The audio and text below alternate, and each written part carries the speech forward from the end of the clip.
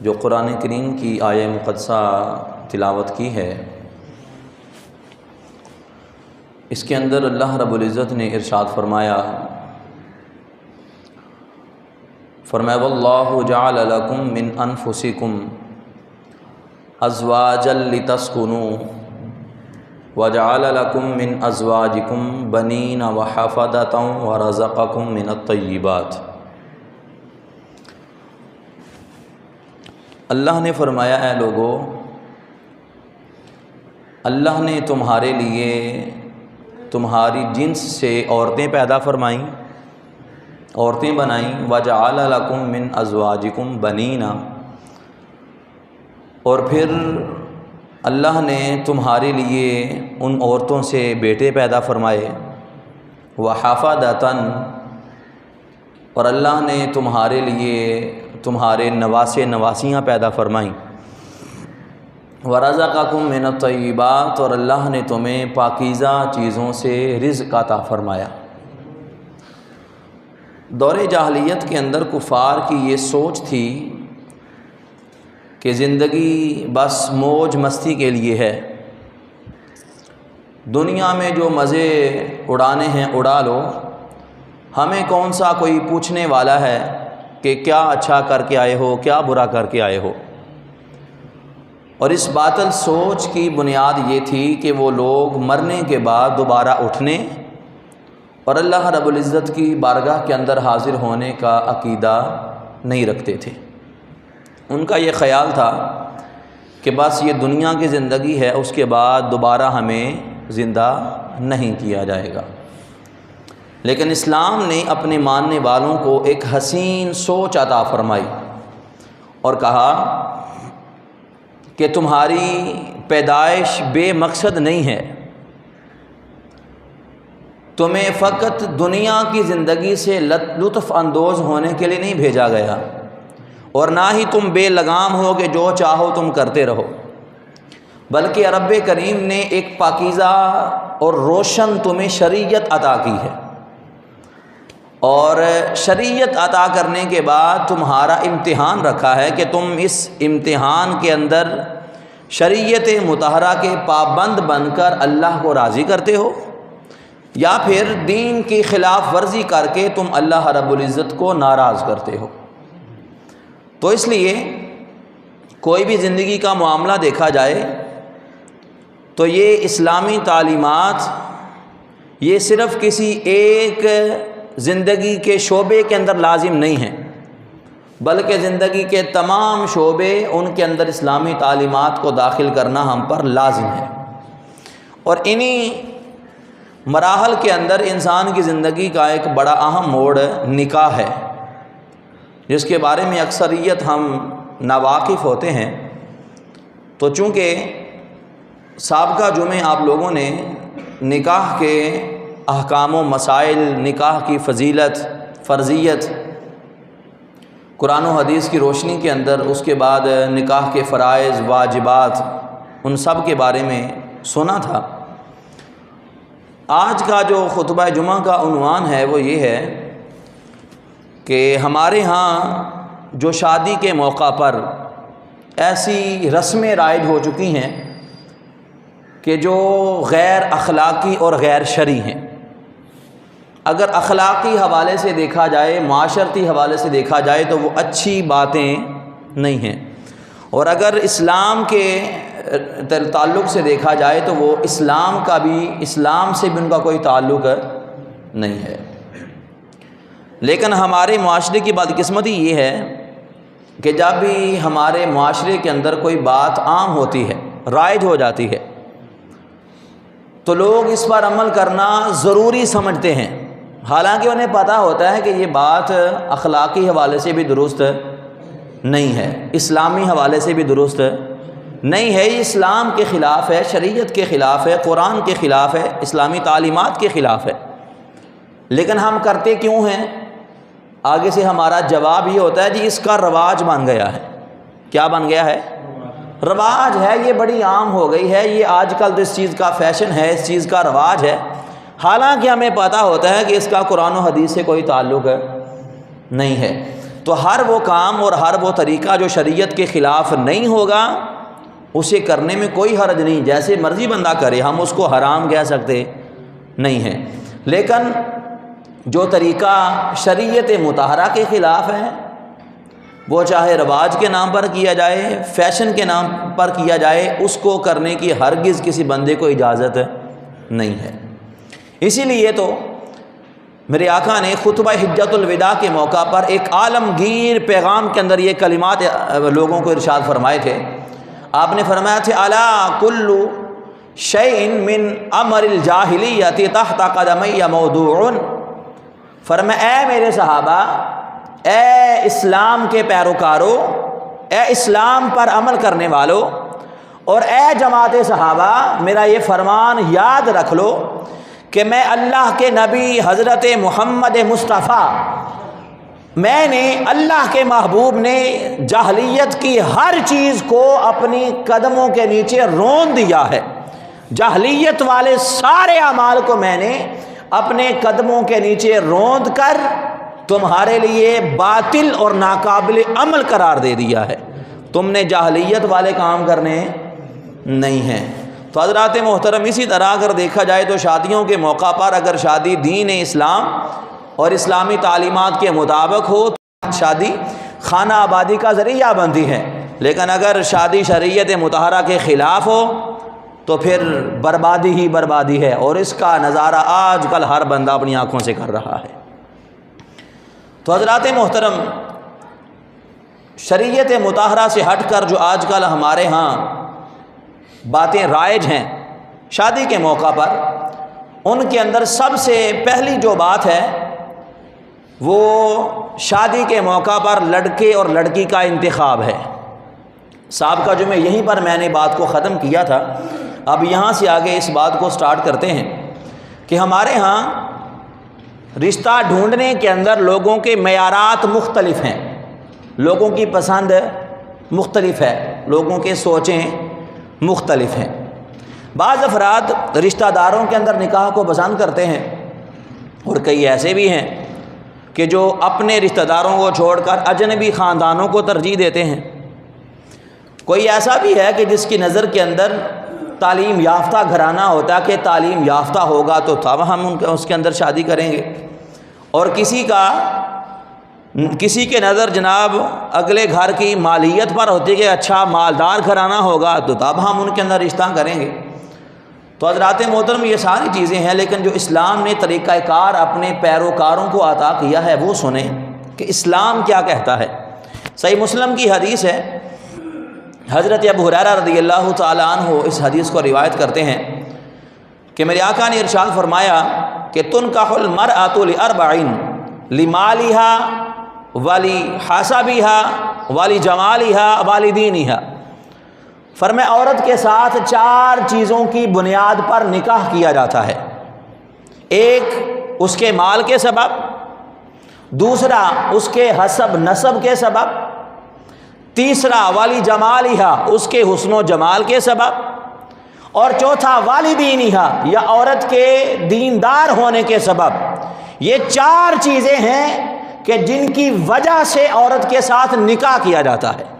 اب میرے آقا نے ارشاد فرمایا جب تم نکاح کرو، جب تمہاری پسند کی بات آئے، اور جب تم نکاح کرو، پھر مال کو، دولت کو، حسب نسب کو، حسن و جمال کو، سارا کچھ چھوڑ کر سب سے پہلے دین دیکھو، دین کا معیار دیکھو، اور دین کی بنیاد پر نکاح کرو۔ اگر دین کی بنیاد پر نکاح کرو گے فرمایا کامیاب ہو جاؤ گے، اور ساتھ ہی کہا اگر تمہارا نظریہ اور تمہاری سوچ دین مصطفیٰ نہ ہوئی تو پھر یاد رکھو ہمیشہ تم پریشانیاں اٹھاؤ گے، پھر تم کبھی کامیاب ہونے والے نہیں ہو۔ اور پھر ایک اور روایت ہے المعجم الاوسط کے اندر، اس کو امام طبرانی نے بیان کیا ہے، اور آج کل یہ ہمارے ہاں بات بڑی رائج ہے، ذرا سنیے گا۔ فرمایا کہ جو شخص کسی عورت کے ساتھ فقط مال کے لالچ میں شادی کرتا ہے کہ عورت بڑی مالدار ہے، اس کے پاس دولت ہے، اچھا گھرانہ ہے، بڑی مالدار فیملی ہے، فرمایا جو مرد اس نظریے کے ساتھ کسی عورت کے ساتھ نکاح کرتا ہے کہ عورت کا گھرانہ بڑا مالدار ہے، تو میں حضور نے فرمایا اس بات کو یاد رکھ لو، جو نیت یہ لے کر جاتا ہے کہ مالدار گھرانہ ہو، پھر وہ بندہ نکاح کرتا ہے تو اللہ اس کے اوپر فقر کو طاری کر دیا کرتا ہے، اللہ اس پر غربت کا اضافہ کرتا ہے، اللہ اس کے فقر کو بڑھا دیتا ہے، پھر اس کی فقر تنگ دستی دور ہوتی نہیں ہے۔ اور فرمایا جس کے پیش نظر یہ ہو کہ خاندان بڑا اچھا ہے، خاندان ہے بڑا اچھا ہے، جو خاتون کے خاندان پر نظر رکھے اور کہ جی بڑا اچھا خاندان ہے، اور فرمایا یہ خاندان کا سمجھ کر، بڑا خاندان سمجھ کر نکاح کرتا ہے، تو فرمایا وہ بندہ ہمیشہ مزید ذلیل ہوتا رہے گا، اسے پھر عزت ملنے والی نہیں ہے۔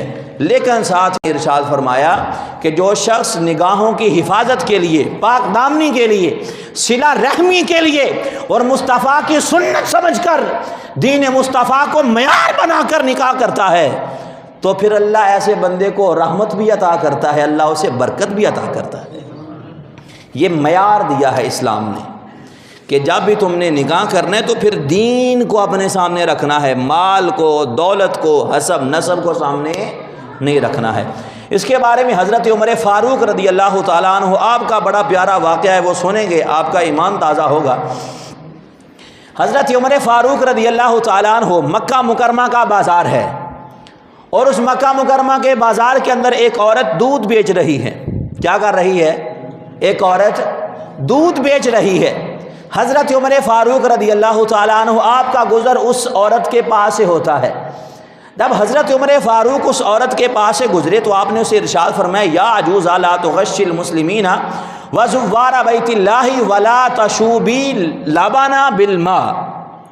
فرمایا اے عورت، اے خاتون، مسلمانوں اور بیت اللہ کے زائرین جو بڑی بڑی دور سے خانہ کعبہ کی زیارت کے لیے آتے ہیں، جو خانہ کعبہ کا حج کرنے کے لیے آتے ہیں، کہ اے خاتون، مسلمانوں کو اور بیت اللہ کے زائرین کو دھوکہ نہ دیا کر، دودھ کے اندر پانی کی ملاوٹ نہ کیا کر، دودھ کے اندر پانی کی ملاوٹ نہ کیا کر، اور ملاوٹ کے بغیر لوگوں کو دودھ دیا کر۔ اب آپ نے یہ تنبیہ کہی، تنبیہ کرنے کے بعد حضرت عمر فاروق وہاں سے گزر جاتے ہیں۔ اس نے کہا جی ٹھیک ہے۔ کچھ عرصہ گزرا تو آپ کا گزر پھر اسی عورت کے پاس سے ہوتا ہے جس کو آپ نے پہلے تنبیہ فرمائی تھی۔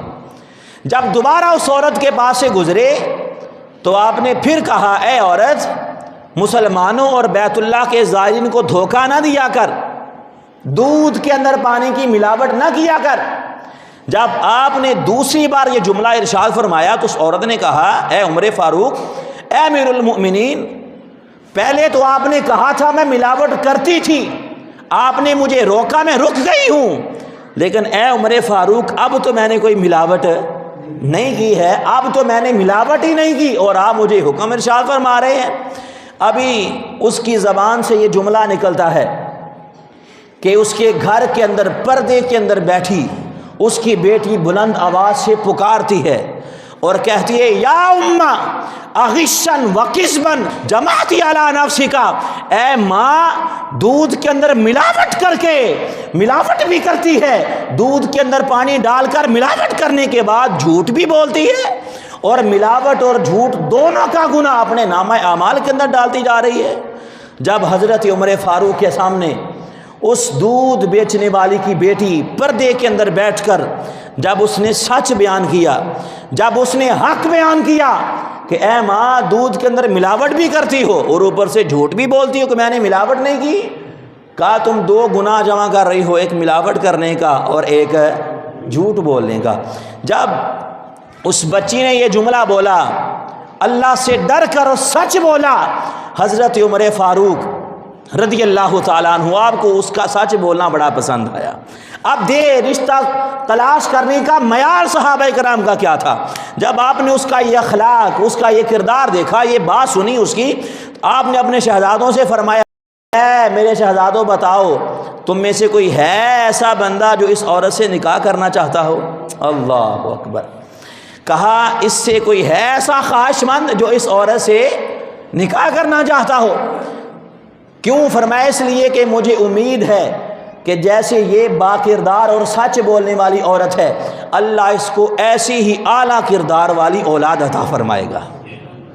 جب آپ نے یہ جملہ ارشاد کیا، آپ کے شہزادے حضرت سیدنا عاصم رضی اللہ تعالیٰ عنہ، آپ نے اس عورت سے نکاح کر لیا۔ جب آپ نے اس عورت کے ساتھ نکاح کیا، اب ذرا دیکھیے، اگر والدین اس معیار پر اپنے گھر والوں، اپنے بیٹے و بیٹیوں کی شادی کریں گے، پھر دیکھیے اللہ کیسا انعام عطا کرتا ہے۔ اب حضرت سیدنا عاصم بن عمر رضی اللہ تعالیٰ عنہ، حضرت عاصم نے اس عورت کے ساتھ نکاح کیا۔ جب اس عورت سے نکاح کیا، اللہ نے اس عورت کے بطن سے حضرت عمر فاروق کے بیٹے حضرت عاصم کو ایک بیٹی عطا فرمائی، اور وہ حضرت عمر فاروق کی پوتی ہے، اور اللہ نے پھر حضرت عمر فاروق کی پوتی سے جو اولاد عطا فرمائی، ان کے اندر بیٹے کا نام حضرت عمر بن عبدالعزیز رضی اللہ تعالیٰ عنہ ہے۔ یہ ہے والدین کا اچھا معیار، کہ جب ایک اچھی خاتون کو آپ پسند کریں گے دینداری کی بنیاد پر، پھر وہ ایسے آپ بچہ پیدا کرے گی، بچے کی ایسی تربیت کرے گی کہ پھر حضرت عمر بن عبدالعزیز کے دور کے اندر یہ لوگ کہا کرتے تھے کہ ایسا لگتا ہے کہ حضرت عمر فاروق کا زمانہ پھر واپس پلٹ آیا ہے۔ اس قدر عدل ہو رہا ہے، اس قدر انصاف ہو رہا ہے کہ حضرت عمر بن عبدالعزیز کو عمر ثانی کا نام دیا گیا۔ تو حضرات محترم، جو بات سمجھ کے اندر آتی ہے وہ یہ ہے کہ ہمارا معیار دینداری ہونا چاہیے۔ اب آئیے حضرات محترم، اگلی حدیث سنیں جو ہمارے ہاں دوسری بات رائج ہے، وہ سنیے گا۔ میرے حضور نے ارشاد فرمایا، اب جب کسی بندے کا نکاح ہوتا ہم اسے کہتے ہیں نہیں تمہیں نکاح کی مبارک ہو، تمہیں نکاح کی کیا ہو؟ مبارک، کہ اللہ تمہارے نکاح کو برکتوں والا کرے۔ اب آئیے، سید عائشہ صدیقہ رضی اللہ تعالیٰ عنہ کی روایت ہے، میرے آقا نے فرمایا ان اعظم النکاح برکتاً ایسارہ معونتاً، فرمایا سب سے برکت والا نکاح وہ ہوتا ہے، سب سے برکت والا نکاح وہ ہوتا ہے جس کا بوجھ سب سے کم ہوتا ہے۔ فرمایا وہ نکاح جس کا بوجھ سب سے کیا ہوتا ہے؟ کم ہو، وہ نکاح سب سے زیادہ برکتوں والا ہوتا ہے۔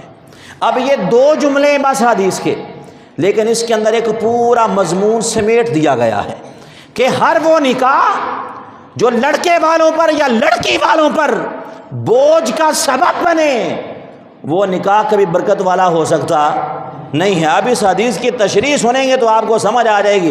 سب سے پہلی بات تو یہ ہے کہ حضور نے ارشاد فرما دیا، فرمایا جب نکاح کرو تو پھر فضول خرچی نہ کرو۔ آج اگر دیکھیں ہمارے معاشرے کے اندر، آج ہم مقابلہ بازی کی صورت کے اندر لاکھوں روپیہ خرچ کر دیتے ہیں کہ پتہ چلے فلاں کا نکاح ہوا ہے، فلاں کے گھر نکاح کی تقریب ہوئی ہے۔ آج ہمارے ہاں بس مقابلہ بازی کی صورت کے اندر کروڑوں روپیہ خرچ کر دیا جاتا ہے، اور پھر ہوتا کیا ہے؟ یا تو پھر جناب انسان اپنی ساری عمر کی کمائی چند لمحوں کے اندر اڑا دیتا ہے، اور یا پھر وہ لوگوں سے قرض لیتا ہے، اور قرض لے کر جب فضول خرچیاں کرتا ہے پھر سال ہا سال گزر جاتے ہیں، بندہ پھر وہ قرض ہی اتارتا رہ جاتا ہے، اس قدر وہ قرض کے بوجھ کے تلے دب جایا کرتا ہے۔ اس سے منع کیا شریعت مطہرہ نے، فرمایا یہ چیز انسان پر بوجھ بنتی ہے۔ بولیے کیا بنتی ہے؟ بوجھ بنتی ہے، لہٰذا کسی کی طرف دیکھ کر تم نے فضول خرچی نہیں کرنی ہے۔ اور پھر دوسرا بڑا اہم مسئلہ ہے کہ جس کے اندر آج غریب گھرانہ بیچارہ دبتا جا رہا ہے، وہ آج کے دور کے اندر جہیز کی ڈیمانڈیں ہیں۔ اللہ اکبر! آج اگر دیکھا جائے جہیز کے نام پر لڑکے والے لڑکی والوں سے ایسے ڈیمانڈیں کرتے ہیں کہ لڑکی کا باپ بیچارہ غربت کے مارے حیران پریشان ہے کہ وہ کہاں سے پیسے لا کر اپنی بیٹی کو جہیز کے اندر کچھ چیزیں دے۔ اب سب سے پہلی بات، جہیز کیا ہے؟ جہیز کا مطلب یہ ہوتا ہے کہ والدین اپنی بیٹی کو اپنی خوشی کے ساتھ چند ضرورت کی اشیاء اگر بطور گفٹ دینا چاہیں تو وہ دے سکتے ہیں، اسے کہتے ہیں جہیز۔ اور سیدہ فاطمہ الزہرا سلام اللہ تعالی علیہا جو کائنات کے اندر سب سے عظیم بیٹی ہیں، اور وہ فاطمہ جسے مصطفیٰ کہتے تھے، یہ فاطمہ میرے جگر کا ٹکڑا ہے، وہ فاطمہ رضی اللہ تعالی عنہ، اب آپ کا نکاح حضرت مولا علی شیر خدا کے ساتھ ہوتا. اب دیکھیے ذرا کہ حضور نے اپنی بیٹی سیدہ فاطمہ کو جہیز کے اندر کیا عطا کیا تھا.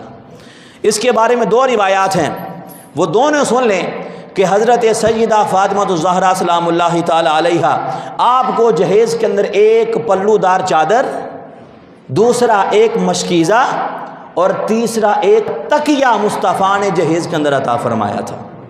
اور ایک اور روایت ہے کہ آپ کو ایک لحاف، ایک گدا، 2 چکیاں، ایک مشکیزہ اور 2 مٹی کے گھڑے میرے آقا نے اپنی بیٹی کو جہیز کے اندر عطا کیے تھے. یہ ہے جہیز، یہ ہے جو والدین اپنی خوشی کے ساتھ اپنی بیٹی کو دے کر رخصت کرتے ہیں. لہٰذا جہیز کو ہم کلیتاً حرام نہیں کہیں گے، لیکن جو آج کے دور کے اندر جہیز کی رسم رائج ہو چکی ہے اور ایک ایسی معاشرتی برائی بن چکی ہے کہ آج اگر دیکھا جائے ہمارے معاشرے کے اندر کئی ایسے غریب باپ، ان کی بیٹیاں شادی کی عمر کو پہنچ چکی ہیں، اپنے گھروں کے اندر رکھا ہوا ہے. کیوں؟ اس لیے کہ باپ کے پاس بیٹے والوں اور دولہے والوں کی ڈیمانڈ کے مطابق جہیز دینے کی حیثیت نہیں ہے. کئی ایسے گھرانے ہیں جو غریب کی بیٹی کا رشتہ لینے کے لیے تیار نہیں ہیں، جو یتیم بچی کا رشتہ لینے کے لیے تیار نہیں ہیں، اور ان کا خیال کیا ہے کہ یہ غریب بیچارہ اپنی بیٹی کو جہیز کے اندر کیا دے سکتا ہے. اور اس بنیاد پر کتنی بیٹیاں اپنے گھروں کے اندر بیٹھی ہوئی ہیں. یہ والدین اس کا دکھ سمجھتے ہیں. اور پھر حضرات محترم، جو اس سے بڑی بات ہوتی ہے وہ یہ ہے کہ جب رشتہ داری کا آغاز کیا جاتا ہے اور جب بیٹی کو جا کر پسند کیا جاتا ہے تو پھر کئی تو ماشاءاللہ اس وقت تو بڑے اللہ والے بنتے ہیں اور کہتے ہیں ہمیں جہیز نہیں چاہیے، ہم بس آپ کی بیٹی کا ہاتھ مانگنے کے لیے آئے ہیں، اللہ نے ہمیں سارا کچھ دیا ہے. اور جب وہ غریب باپ اس بندے کی باتوں کے اندر آ کر اپنی بیٹی کو چند چیزوں کے اندر رخصت کرتا ہے، پھر کچھ ہی عرصہ گزرتا ہے، اس کو گھر والوں کی طرف سے، سسرال کی طرف سے تانے دیے جاتے ہیں کہ تجھے تیرے باپ نے دیا ہی کیا ہے، تو ایک بیٹی تھی اپنے باپ کی اور تجھے تیرے باپ نے ایسے رخصت کر دیا ہے. اور بات بات پر اس کو تانے دے دے کر اس کو اس قدر ذلت کا نشانہ بنایا جاتا ہے کہ جو آج ہم سے پوشیدہ نہیں ہے. تو حضرات محترم، خدا را آج اگر ہم شریعت مطہرہ کو چھوڑ کر اپنی منمانیاں کرتے جائیں گے تو پھر اس نکاح کے اندر برکتیں خاک ہوں گی. مصطفیٰ نے ارشاد فرمایا تھا کہ سب سے برکت والا نکاح وہ ہوتا ہے جس کے اندر بوجھ سب سے کم ہوتا ہے. ارے جس باپ کو آپ نے جہیز کی خاطر اس کا سارا اس کی زندگی کا روپیہ پیسہ جمع پونجی خرچ کروا دیا، جس کا آپ نے گھر بیچ دیا، جس کی زمینیں فروخت ہو گئیں، وہ قرضے اٹھا کر اپنی بیٹی کے جہیز کا سامان پورا کر رہا ہے. ذرا بتائیے، جس نکاح کے اندر اتنا بڑا بوجھ آ جائے والدین پر، اس نکاح میں پھر خاک برکتیں آئیں گی. تو حضرات محترم، آج اگر دیکھا جائے تو آج کے ہمارے معاشرے کے اندر اگر ہمارے نکاحوں کے اندر برکتیں نہیں رہی ہیں تو پھر وجہ یہی ہے کہ آج ہم نے نکاح اس قدر مشکل کر دیا ہے کہ جوان عورتیں، اپنے جوان لڑکیاں، بیٹیاں اپنے گھروں میں بیٹھی ہوئی ہیں، اور پھر جو جہیز کم لے کر آتی ہے اس کو اس قدر تانا زنی کا نشانہ بنایا جاتا ہے. اب وہ بیٹی ہے اپنے ماں باپ سے بڑی محبت کرتی ہے، وہ نہیں چاہتی کہ دوبارہ واپس پلٹ کر اپنے والدین پر بوجھ بنے. وہ ساری زندگی اپنے سسرال والوں کے تانے برداشت کرتی ہے اور برداشت کرتی کرتی دنیا سے چلی جاتی ہے، اپنے گھر والوں کو پلٹ کر بتاتی تک نہیں ہے. یہ آج کے دور کا سب سے بڑا المیہ ہے. خدا را ہمیں اس بات کو، اس معاشرتی برائی کو، جہیز جیسی معاشرتی برائی کو اپنے معاشرے کے اندر اس کی اصلاح کرنی ہوگی اور اس کو آسان کر کے نکاح کا راستہ ہمیں آسان کرنا ہوگا. تو حضرات محترم، اس کے بعد جو اگلی ہمارے ہاں رسم ہے، بدقسمتی سے ہمارے نوجوان آج مغربی تہذیب کے پیروکار بنتے جا رہے ہیں. آج کا ہمارا نوجوان جب شریعت مطہرہ سے دور ہو رہا ہے اور اس کے نتائج کتنے تباہ کن ہیں وہ آج آپ سب اپنی آنکھوں سے مشاہدہ کر رہے ہیں. اس کے اندر مغربی تہذیب سے وابستگی کے ہولناک اثرات میں سے ایک سب سے بڑا اثر یہ بھی ہے کہ آج فلمیں، ڈرامے اور مغربی تہذیب کو دیکھ دیکھ کر آج کے اس دور کے اندر نکاح سے پہلے جو لڑکے لڑکی کے تعلقات بنے ہوتے ہیں، اور جناب کبھی فون پر بات کرنا، کبھی جناب پھرنا گھومنا، کبھی لنچ کرنا، اور کبھی ساتھ اکٹھے جناب ٹائم سپینڈ کرنا، یہ سارا کچھ شریعت مطہرہ نے حرام قرار دیا ہے۔ اگرچہ منگنی ہو چکی ہے، اگرچہ بات پکی ہو چکی، ہمارے ہاں سب سے بڑی دلیل یہ ہوتی ہے کہ جی جناب میری منگنی ہو چکی ہے، ہماری نکاح کی بات ڈیسائیڈ ہو چکی ہے۔ ارے شریعت مطہرہ کے اندر صرف ایک طریقہ ہے عورت اور مرد کی آپس میں اکٹھے بیٹھنے کا، اور وہ نکاح ہے۔ اور جب تک نکاح نہیں ہوا ہے، لاکھ بات پکی ہو گئی ہے، لڑکا اور لڑکی اکٹھے جگہ پر بیٹھ سکتے بھی نہیں ہیں۔ ہاں شریعت مطہرہ یہ اجازت دیتی ہے کہ وہ لڑکا جس نے لڑکی کے ساتھ نکاح کرنا ہے وہ اس کو ایک نظر دیکھ سکتا ہے، اس کے چہرے کی طرف، اس کے ہاتھوں کی طرف، لیکن وہ بھی تنہائی کے اندر نہیں، وہ بھی صرف اس کا چہرہ دیکھ سکتا ہے۔ یہ شریعت مطہرہ کا قانون ہے۔ لیکن آج کل ہمارے ہاں کیا ہے، ابھی بات پکی نہیں ہوئی ہے، ابھی گھر والوں کے اندر بات چل رہی ہے، ادھر سے جناب لڑکا لڑکی ٹیلی فون کے اوپر رابطہ ہے، اور ساری رات ٹیلی فون پر باتیں کرتے گزر جاتی ہے۔ ذرا بتائیے اس وقت والدین کہاں پر ہوتے ہیں؟ یہ معاشرتی برائی، اس کے اندر نوجوان اس قدر گر چکے ہیں کہ نکلنا گوارا کرتے ہی نہیں ہیں۔ تو حضرات محترم یہ بات یاد رکھ لیں، اگرچہ منگنی ہو گئی ہے، اگرچہ بات پکی ہو گئی ہے، شریعت مطہرہ کے اندر نکاح سے قبل لڑکا لڑکی اکٹھے بیٹھ سکتے نہیں ہیں۔ اور اس کے بعد جو آخری جو رسم میں بیان کرنے لگا ہوں یہ بھی سن لیں، اور اس کا جو وبال آج ہمارے معاشرے کے اندر بڑھ چکا ہے اس کو بھی سنیں۔ آج ہمارے معاشرے کے اندر مہندی، برات، ولیمہ اور اس کے موقع پر جو بے حیائی اور فحاشی کا بازار گرم ہوتا ہے، آج جو ہمارا بیہودہ لباس ہوتا ہے، جو عورتوں مردوں کا اختلاط ہوتا ہے، اس سے اللہ کی پناہ ہے۔ اس بات کو یاد رکھ لیں کہ مہندی لگانا عورت کے لیے جائز ہے۔ بولیے کیا ہے؟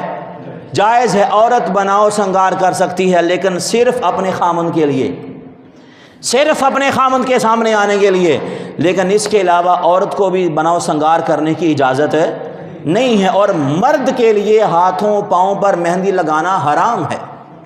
بولیے کیا ہے؟ حرام ہے۔ مرد جو ہے وہ اپنے ہاتھوں پر اپنے پاؤں پر مہندی لگا سکتا ہی نہیں ہے۔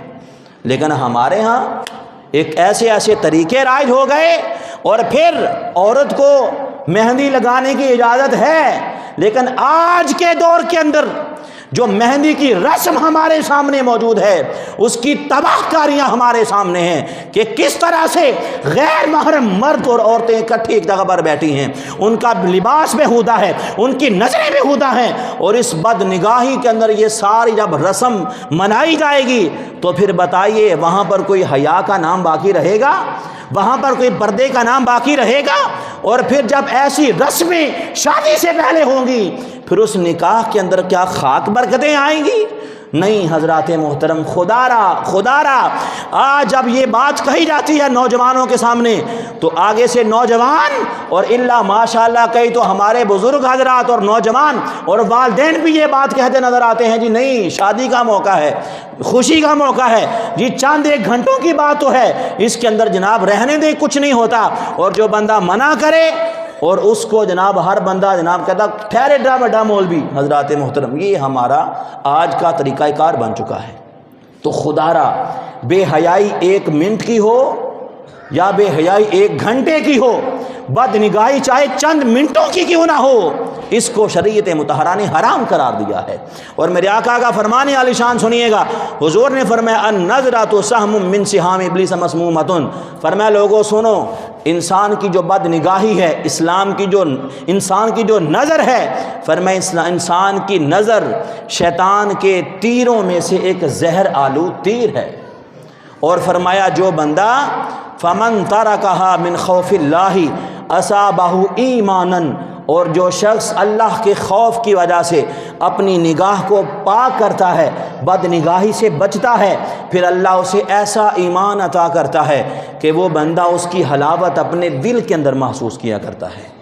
تو حضرات محترم، اس لیے اس بات کو یاد رکھا جائے کہ یہ آج کے اس دور کے اندر یہ ساری صورتحال اگر اس کو دیکھیں تو ہمارے جناب دل خون کے آنسور ہوتا ہے کہ آج ہمارا معاشرہ اور ہمارے نوجوان کس طرز پر چل پڑے ہیں، اور پھر بالخصوص ہمارے عصری تعلیم کے ادارے، کالجز، یونیورسٹیز، ان کا کام کیا تھا کہ ہم اپنے نوجوانوں کو، جو ان کے پاس نوجوان جا رہے ہیں، ان کو اسلام کے بارے میں بتایا جائے، ان کو تعلیم دی جائے، ان کی تربیت کی جائے، ان کو ادب کے زیور سے آراستہ کیا جائے، کیونکہ یہ آج کا نوجوان ہمارا کل کا معمار بننے والا ہے، یہ قوم کا معمار ہے، مستقبل کا قوم کا معمار بننے والا ہے۔